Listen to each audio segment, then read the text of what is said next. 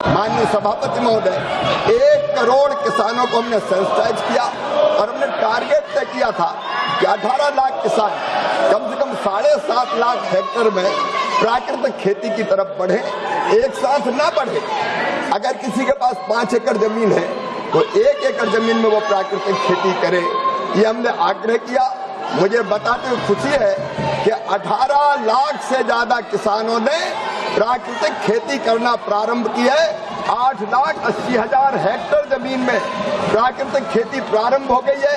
Cluster बन के हम प्राकृतिक खेती माननीय सभापति महोदय करवा रहे हैं किसानों से, और उसके लिए 4,000 रुपया प्रति एकड़ उनको सहायता भी इसलिए कर रहे हैं कि अलग अलग तरह, क्योंकि प्राकृतिक खेती में खाद नहीं डाला जाता, कीटनाशक नहीं डाले जाते।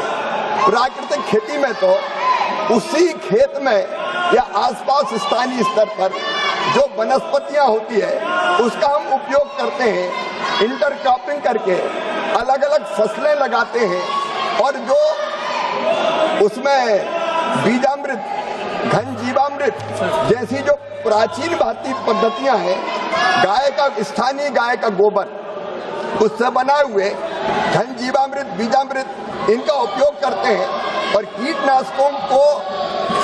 कीटनाशकों के स्थान पर नीमास्त्र जैसे अलग अलग स्थानीय वनस्पतियों से जो कीटनाशक बनाते हैं उनका उपयोग करते हैं। और मुझे प्रसन्नता है कि इस दिशा में अब देश के किसान आगे आ रहे हैं। मिलेट्स के उत्पादन को बढ़ाने के लिए भी एक विशेष ICAR में एक अलग ही हमने मिलेट्स का संस्थान बनाया है, और वो लगातार अच्छे बीज, प्राचीन भारतीय बीजों को बचाने का काम और कृषि पद्धतियों को विकसित करने का काम कर रहा है।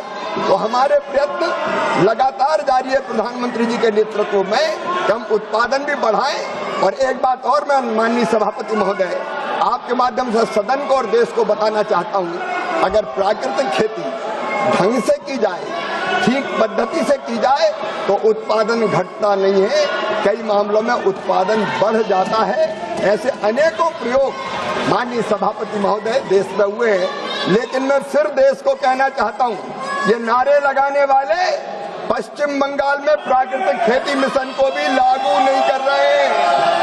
इनको वहां के मिट्टी के स्वास्थ्य की भी चिंता नहीं है, वहां के जनता के स्वास्थ्य की भी चिंता नहीं है। जनता का जो हो जाए, बस हमारे वोट बैंक पटके रहे।